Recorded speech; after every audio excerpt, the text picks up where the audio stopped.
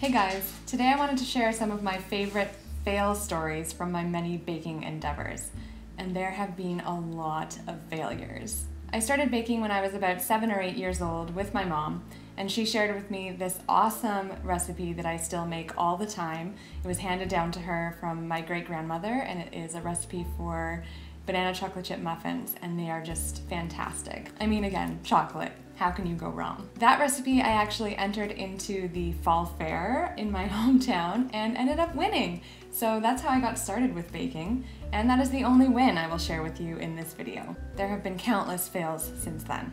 So when I was in university, I lived with my grandparents for one summer, and I decided one day that I wanted to make a cheesecake, and I wanted to make a turtle's cheesecake, which ended up being really good once I got it right, but it took a few tries. I need to preface this by saying that my grandmother keeps her house in immaculate condition. So her oven looked brand new. I mean, white glove clean. This was my first time using a springform pan, which I have just a little baby one right here to show you how it works. The bottom is secured by latching this little contraption, which makes it really easy to take the side off, revealing the bottom. It can also be used as the base for the cake, which is kind of cool. So I whipped together this cheesecake thinking, oh, this is so easy. I'm gonna do this all the time. And when it was ready to come out of the oven, I grabbed it in the wrong place and the springform pan broke apart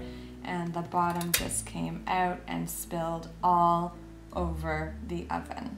Keep in mind, this was a hot oven, and it wasn't going to cool off anytime soon. It was going to take some time to cool down, enough for me to clean it up. So I scooped up as much of the cake as I could have while I was in tears. Just, how could this happen? Oh my God, I'm the worst baker ever. And then I spent the rest of the afternoon cleaning an oven of a mess that could have been something great.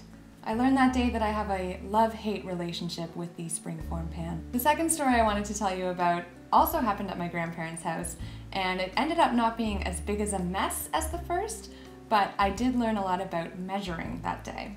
Up until then, all of the recipes that I had worked with were either handed down to me from my mom, or put on recipe cards from a friend, or they were in a book that did not distinguish between cups and sticks of butter. I had just purchased this book, which is amazing.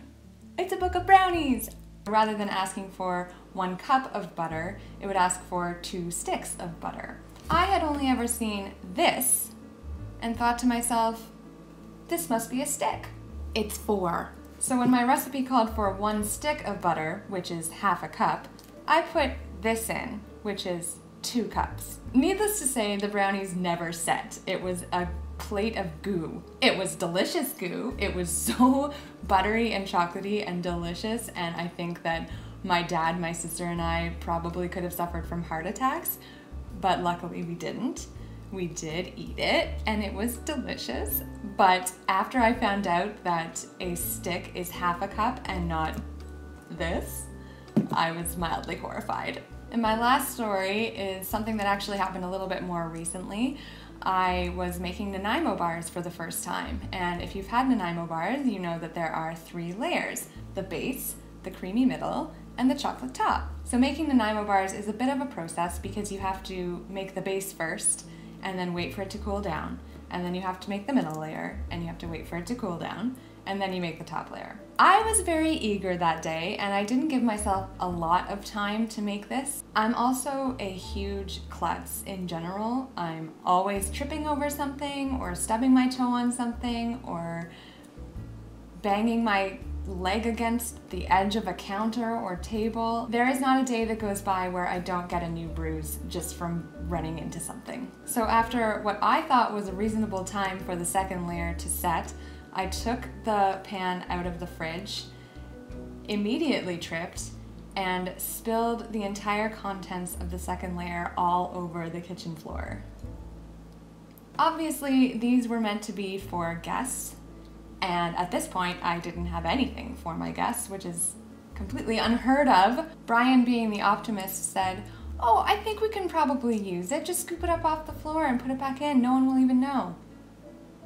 I could not do that. I was not having any of that. I mean, our floor is clean, but So I started over from square one and ended up getting the nano bars right eventually, but it did take time. What I learned is if you're going to experiment with new recipes, and I strongly encourage that you do, just allow yourself lots of time. Don't make something new that you want to take to your friends in a couple of hours. Stick to the tried and true for that. But if you have a whole afternoon and nowhere that you're going to take baked goods, definitely give something new a try, because you never know, you might find something that just ends up being one of your go-to recipes. Also, don't sweat the small stuff. In the past, I would be emotionally wrecked if I didn't do something right. And I still get like that sometimes, but I always step back and think, hey, it's okay to fail.